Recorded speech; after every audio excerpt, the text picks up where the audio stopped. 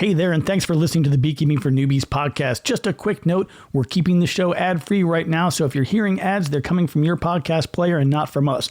If you find value in what we're doing, we'd love to hear from you. We rely on support from listeners like you to keep the lights on and keep the content flowing. Thanks for being here. Now let's get into the episode.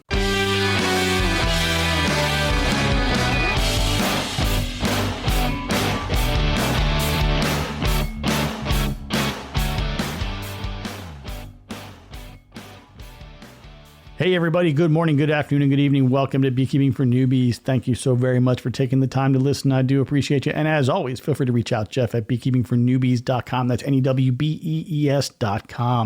Well, welcome to episode 122. Today is going to be the first episode of kind of a new little series that we're starting, and it's going to be done in conjunction with the YouTube channel, recognizing that there are certain things that you just have to see a visual on to completely understand. So this is mostly a talking episode. You don't need to have a whole lot of visuals for it, but the next one, we're going to be talking about some things that will require that additional visual aid to kind of help paint the picture a little bit better. So we'll talk through that in a little bit more detail, but I'm hoping that this is going to run probably about 30 episodes or so.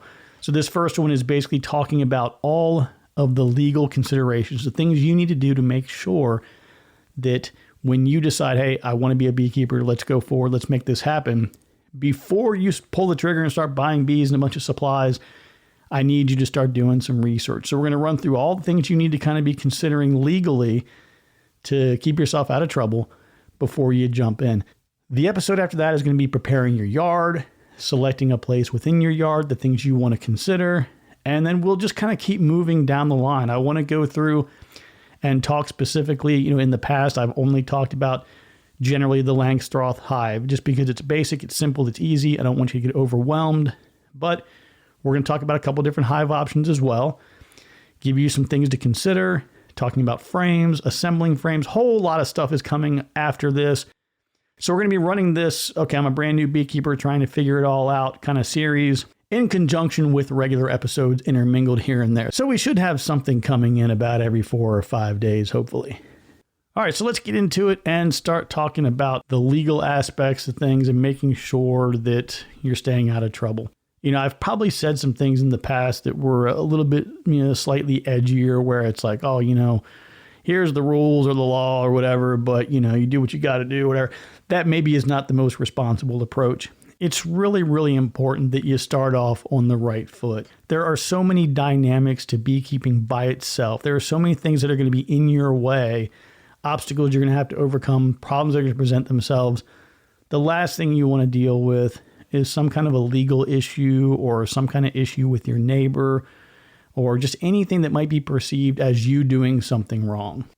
The last thing you want to do is be in a situation where somebody comes up and says, here's a piece of paper, you have 7 days to remove your hives or anything like that.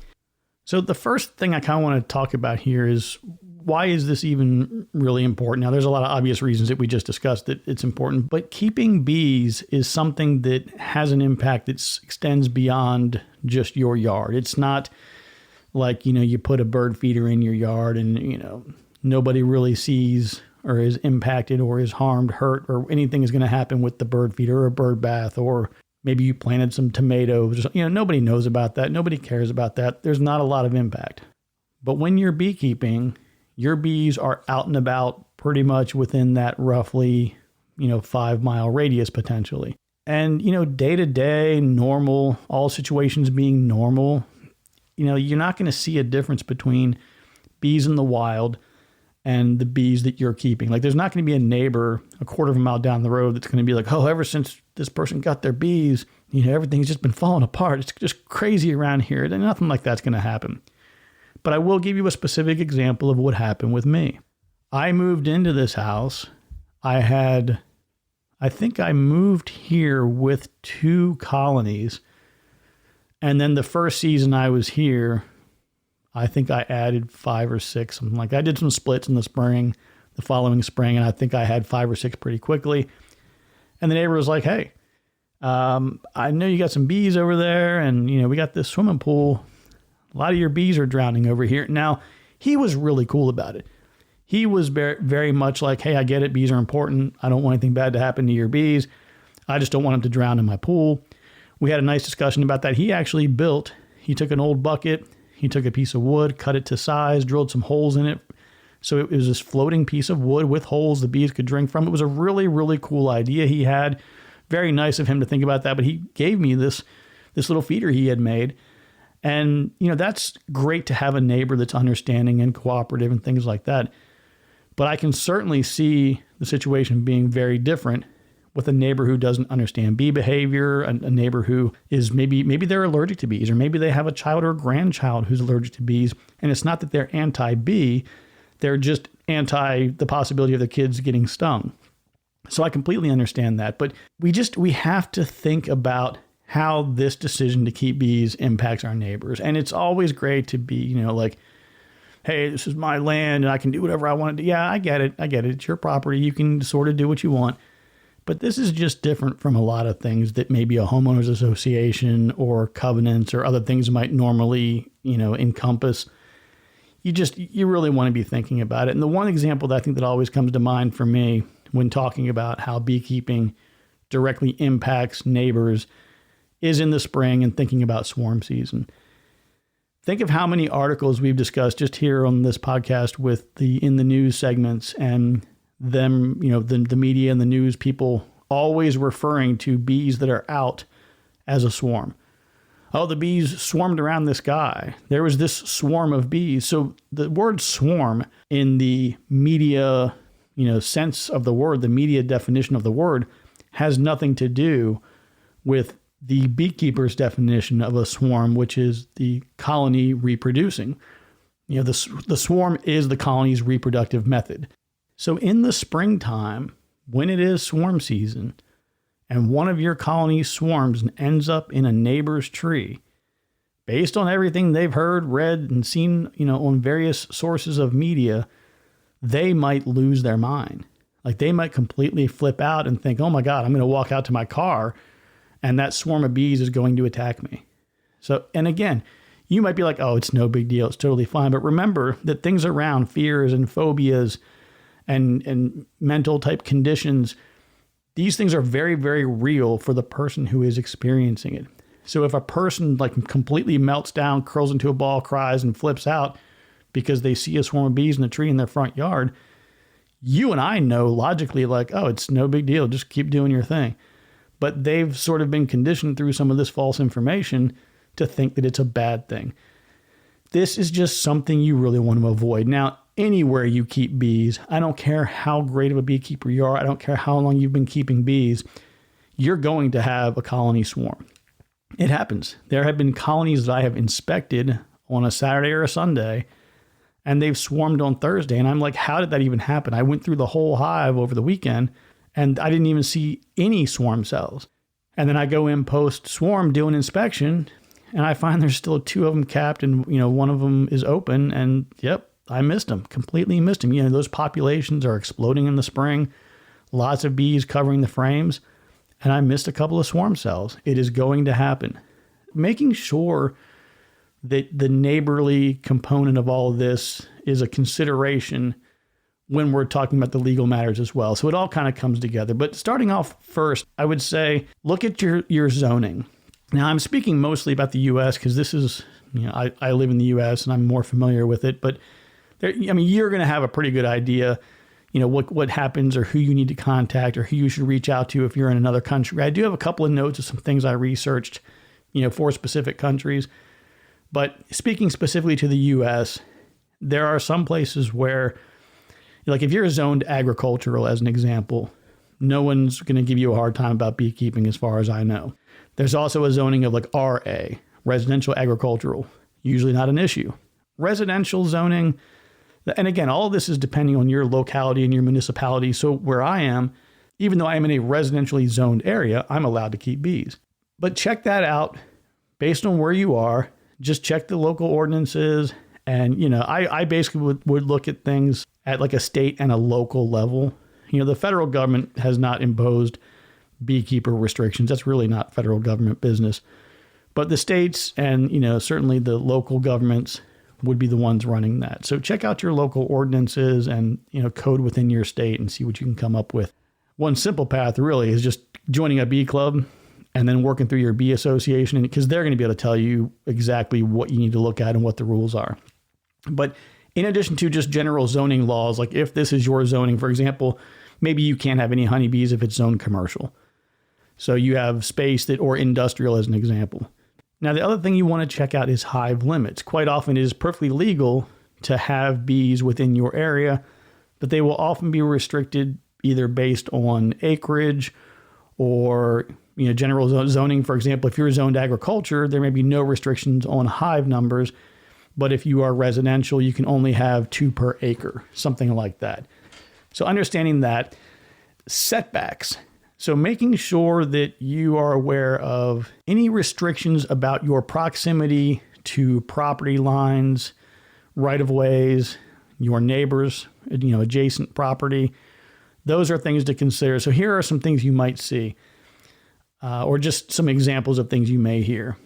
Beehives must be kept at least 20 feet from all property lines and at least 50 feet from any major highway or road, something like that. You might also see all beehives must be kept behind the front line of the home or residence, basically telling you need to put them in your backyard. Beehives cannot be visible from the street. If beehives are placed in an area of XYZ type, there must be some type of a fence of certain height on 3 sides. There's a lot of different rules that I've seen and heard of over the years, so just pay attention to that. Additionally, there might be some registration requirements. So it might be a situation where, like right now, I think in Virginia, they've got a voluntary system you can go to, and it's like a map. Anybody can go and look at the map, and anybody who has registered their hives, you can see it on this map. And it's a cool thing. It's neat. I'll tell you why that is kind of neat.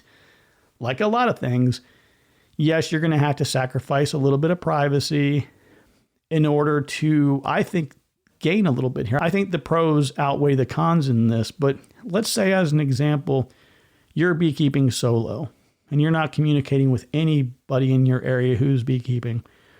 And that's fine. If you prefer to go it alone, go it alone. But let's say you have a problem and you're thinking like, oh crap, my queen has died. I crushed her with my frame. When I put it back in, I can see her right there. She's dead. Oh man, I guess I got to go order a queen or find a queen or make a queen. You got to go through a process. But if you were a little proactive and you looked at this map, even if you didn't register your own colonies on the map, you can look on the map and say, oh wow, 2 miles down the road's another beekeeper. I would absolutely reach out to them, drop a note in their mailbox or something, be like, hey, my name is Jim. I'm a local beekeeper. This is my first season. I saw you registered on the map. Just want to introduce myself. I'm over here on 123 Main Street. It's a great way to establish a contact with the person. If they don't want to talk to you, go to the next person on the list or the next closest person. But establishing somebody local, it's a neighbor, so you may have other things in common, just general neighbor things. It's good to know people in your neighborhood. But what's really great too is, this guy or gal may have 5 or 10 colonies over there, and you could say, I'm in a real bind. I crushed my queen yesterday with the frame, and I was going to order some. I can't get any for 2 weeks. They may say, oh my gosh, I was just in my hives this morning and I've got a queen cell. I was trying to figure out what to do with it. Do you want it? Just things like that. Really simple ways to kind of engage your neighbors or other beekeepers would be through something like that. So if there is a registration requirement, definitely make sure that you're adhering to that.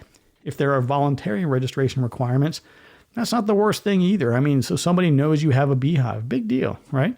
Heck, it might even be a good conversation starter. Another thing to consider is inspection rules. So some areas may say, yeah, keeping bees is completely legal, but you must have an inspection by, fill in the blank entity every other year or multiple times a year or whatever it might be. I've heard of scenarios where they require an inspection, almost like a building permit. Like there's not a fee associated with it, but sort of like if you had a building permit, the inspector comes out and they're like, yeah, okay, great. Here you go. You can build.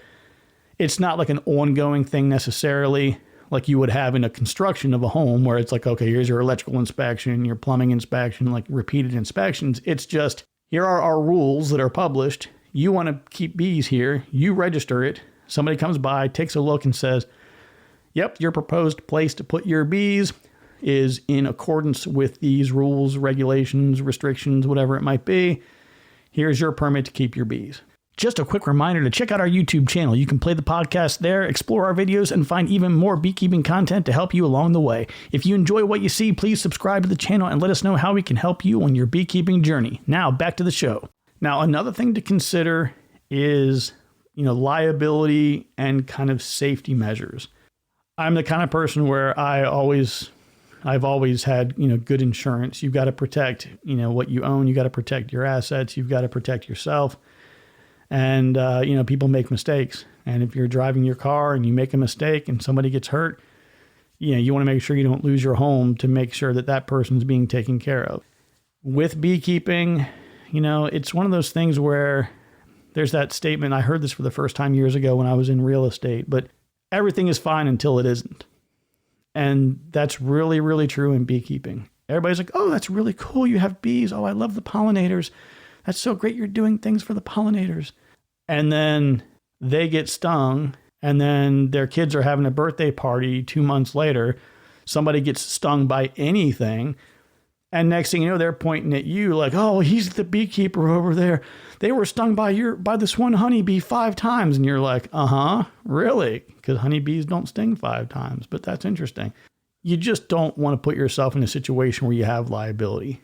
So if there is something that you need to mention to your insurance company, hey, insurance company, I have a couple of hobby honeybee hives here that I keep for my family and I. Is that an issue? Right? Make sure that if you need to mention it, that it's mentioned. If they say, oh, well, you have to have a $5,000 honeybee rider on your policy, cool. It's probably going to cost you $2 a year, right? It's not going to be expensive. It's always better to have the discussion with the insurance company up front than it is to try to get them to cover something later on. You may want to consider putting up a little sign or multiple signs that say, caution honeybees, stay clear, something like that. And of course, having some kind of a barrier. If you live in an area where your yard is completely open and people can walk up from the street directly to your house, unfortunately, there's no implied intelligence. Like, we can't just assume by virtue of somebody being a human being who has made it so many years in their life that they can be counted on to recognize, oh, that's a beehive. I probably shouldn't walk up to it and start poking it. If you don't have a fence and you're not, there's no barrier, physical barrier between somebody who could park on the street and walk to your beehive unobstructed, I would have a sign up. So when it comes time to research and try to figure out, where you're getting all this information, I'm going to break down, for a couple of different places here, depending on where you are in the world. This is very broad, kind of high level, but it should help point you in the right direction. So if you're in the U.S., your state ag department, they should be able to provide a lot of information. So it'll be, Department of Agriculture, or some kind of a local extension office. I think that they often call them a FSO, Field Service Office, I believe it is. And then, of course, there's just your local municipalities. So whatever city you live in, they probably have a really fancy, big, beautiful, like city building complex somewhere. Those are the people you want to talk to and just check in with. If you're in Canada, there's the Provincial Ministry of Agriculture or local beekeeping associations would probably be your best bet. Australia is going to be the State Department of Primary Industries, the DPI, and local councils. Now, this next one, I'm going to ask for a little bit of help from my friends in the UK, because this sounds an awful lot to me like the SVU, the Special Victims Unit, but in the UK, the NBU, the National Bee Unit, as well as checking in with local councils and things. Okay, so I'm going to do a quick little sidebar here. The National Bee Unit, to me, like I said, it reminds me of the SVU. What is it? Law and Order, SVU, Special Victims Unit. So if this is where I'm going off on my tangent, you can kind of see how I'm all like my ADD, how it really kicks in. You can just get a little taste and flavor for that right now. There's a comedian named John Mulaney. He hangs out with like Fred Armisen and some of those like old school Saturday Night Live guys or whatever. He's a funny dude. He does this bit talking about Ice-T, like former rapper Ice-T, who is on SVU, who has been on SVU for like a decade. If you're bored, just Google or go to YouTube or something. Just do a YouTube search for John Mulaney, Ice-T, SVU, something like that. It's a hilarious clip. But honestly, the better one from John Mulaney is do a search for the song. There's a song called What's New Pussycat. Do a search for that song. John Mulaney, What's new, pussycat? Absolutely hilarious. I'm not going to give it away to you, but it's fun. Anyway, so in the UK, check the NBU, the National Bee Unit. But like I've mentioned many times, if you join a local bee club, you can get some pretty good practical, hands-on advice. You can hopefully get a mentor assigned to you. Hopefully some of the people there can kind of point you in the right direction and help you, navigate some of these rules and restrictions and things. Now, there are a few things I want to put to rest here early, because there are some myths, just a couple of myths that I've heard that would be worth addressing and making sure that you don't fall victim to those. But a lot of people think that, beekeeping it's not legal in urban areas. You can't do it in an urban area. You have to be out in the suburbs or a rural area. Not only is this not true, obviously every city is going to have the opportunity to make up its own rules and ordinances and things. But there are a lot of urban areas that not only allow, but also encourage urban beekeeping. We talked with Brian up there at Bees in the D up in Detroit. We talked to him a year or two ago. We've talked to Dr. Marion Pearson out there at KC Hives out there in Kansas City. There's several different people we've spoken with who have been involved in urban beekeeping. So it's absolutely something that can be done. Again, just make sure you're checking in to see what those restrictions might be. Small apiaries don't need a registration. So this is another common misconception. Some people think that, I'm just doing 1 or 2 hives in my yard. Like, I'm not a professional beekeeper. I'm not going to have to register mine. It is important to track. I really understand why a lot of the ag departments and different extensions and areas really want to have a good handle on an idea of who's keeping bees within an area.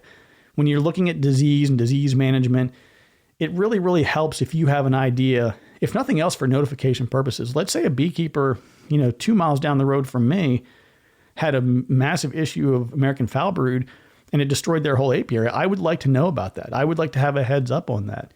But just because you're a small-time beekeeper does not mean that you're going to be immune to these rules and some of these restrictions. Now, I touched on this before, but I want to kind of come back to it a little bit and talking about, the role of being a good member of the community and neighbor relations and everything like that. Talking to neighbors, I'll tell you one of the best things. I think that Charlotte mentioned this when we had her on about how she occasionally will give a jar of honey to her neighbors. But I've heard several people, say it to me. I've done it a few times myself. But when you can have a neighbor you're talking to and you're like, hey, listen, I just wanted to give you a heads up. I'm keeping some honeybees over here. They may not like it. They may not be on board. Hand them a nice big jar of honey. You give a little bit of honey to your neighbors every now and then. Even if they're not a direct neighbor, you just want to make friends with somebody. Everybody loves honey. You're like, hey, how you doing? Welcome to the neighborhood. By the way, I'm a beekeeper. I got 5 hives over here in my yard. Here's some of their honey. I hope you folks enjoy it. Welcome to the neighborhood, right? Just a good opportunity to kind of establish some rapport early. But one thing that it is kind of incumbent upon you as the beekeeper, you're kind of responsible for some education things here. I think that when you go and you have a discussion, as I think you should, like you're hanging out at your house, everything's going great, and you're like, hey, you know what? 2025 is my year. I'm going to be a beekeeper. I believe that the best thing to do, in addition to all the other research and all of that, I think it would be a really, really good idea to knock on the neighbor's door, send them a text if you have their number, and have a sit-down chat with them and say, hey, listen, I'm thinking about keeping honeybees next year. The kids are really excited about it. And, I wanted to talk to you because they're going to be on the opposite side of the property from where your line is over here. But I just wanted to kind of check in with you, see if you have any concerns. And you're going to have to get used to being able to answer the questions that are really common. So put yourself in a perspective where you know nothing at all about bees. Someone says this to you, what kind of questions are you going to ask? So you need to be able to explain. Honeybees are not aggressive at all. They generally are only going to sting you if they feel directly threatened for their life or if you're threatening the hive. If you do get stung, they can only sting once. So it's not like a wasp or a hornet or other things that can sting you multiple times. If they do sting you, they will only sting you one time. But you can go in and you can explain all these things to them about how, look, it's very common for bees. They're already here in the neighborhood. They're already here in the area. They fly by you all the time. You never notice them. They go up high. They fly around. They come back down low to land, to come back into the hive. As long as you're not having, sugar syrup laying around your yard, you're probably never going to know they're here. But again, have the discussion. And if you don't know the answer, say, gosh, that's a really good question. Let me make a note of that. I'll go do some quick research and I'll follow up with you. Right. And then, of course, that's the same person, too. You learn from that discussion. Then you go have it with the other neighbor and just get everybody kind of on board. They don't have to agree. Right. If the rules, unless the rules or ordinances where you live say, must have signed written permission from all your neighbors, I don't think that's going to be the case. But they may not like it, but they're going to have to deal with it. But again, that's where that jar of honey comes in later on. But another thing with that, too, is to explain to them like, hey, listen, we're going to be very active in the management. We're going to be taking care of things. A lot of people get concerned about swarms. Well, let me tell you how, even though a swarm is not a bad thing, good opportunity to explain that to them. So even though a swarm isn't a bad thing, we're going to be actively managing our colonies to prevent swarms because we want to keep those genetics and all of those bees right here in our yard. Now, also, as you're going through the process of doing all your research of what it takes to get established to be able to bring the hives into your yard, another thing you may want to keep in mind is any ongoing reporting requirements. So it might be that you have to do an initial registration, but maybe at the end of the year or by the end of the calendar year or whatever it might be, you have to file sort of a report. Now, like for me, I have bees in a different category in a different state, and I have to report all of those by January 5th, I think it is. But if there is a requirement to report, ongoing, I would make sure that you're doing that primarily because, some of those things may say, look, if you register hives and you don't do your report, you could be subject to a fine or forfeiture or confiscation or a re-registration fee or something. Anytime they have a chance to tack on extra fees, they're going to do that. So don't give them the opportunity. So I kind of covered a little bit, but a lot at the same time. It's like a very high level, but there's a lot to this. This is something that I would really recommend as far as the research side of things goes. I would recommend that everybody take or allocate about 2 hours. I would say between looking at your, your local ordinances, talking to people in a local bee club, maybe emailing somebody. If you're not a member yet, you can even email them and say, hey, I'm thinking about becoming a member, maybe becoming a beekeeper. Can you point me to where I can get more information about what's legal here in our city? Checking the state law, state beekeeping associations, all these things together. Give yourself about 2 hours. Then allocate, maybe 15, 20 minutes per neighbor. I would start with the neighbor that you have the best relationship with so you can kind of get used to answering questions about bees.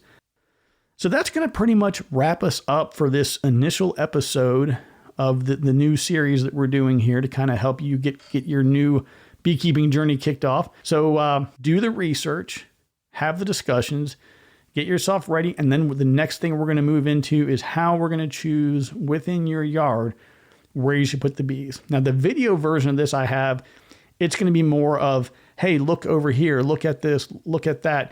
It's more visuals, images. But on the next episode here, it'll be episode 123. We're going to talk more specifics. So hopefully blending the two together will be a really nice match. Outside of that, folks, I think that's going to do it for the day. So take care, be kind to one another, and remember that I love you. There's nothing you can do about it. We'll talk to you soon.